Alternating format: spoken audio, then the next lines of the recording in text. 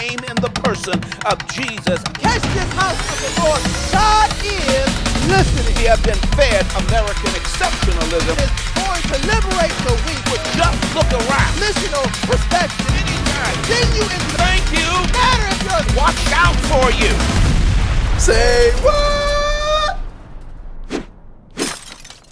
Happy New Year, House of the Lord family. It's your sister, Marrissa, and I am just so excited to be able to sit down here with you for another sermon recap. Actually, it's the first sermon recap of the year. What an honor it is. It is my hope that you are safe, that you are well, and that you are healthy during this time. Our sermon recap is actually coming from Bishop's new sermon series, The Church in the Wilderness.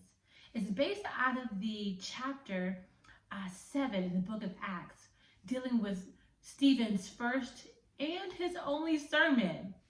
This brother was cold. He was preaching the gospel and ended up being stoned to death. This chapter, it recounts how the children of Israel were led into the wilderness. And in that midst of the wilderness, God was also in their midst. Bishop broke down and let us know that we too, the church, may be finding ourselves in the wilderness, but God is also with us. God is in our midst. Now you may be asking, what wilderness are we experiencing? And I'm so glad you asked that, because Bishop broke that thing down. I wrote some down so I didn't forget.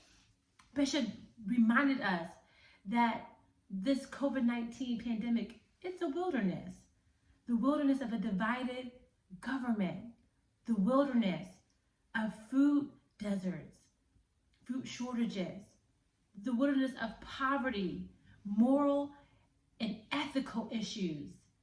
The wilderness of atheism, and he listed so many more.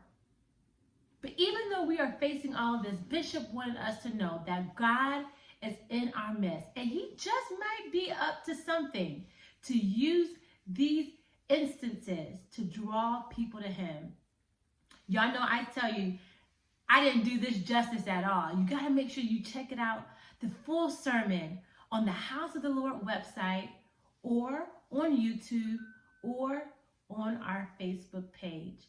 I pray God's best for you. And if you find yourself in the wilderness today, be reminded that your God is in the midst.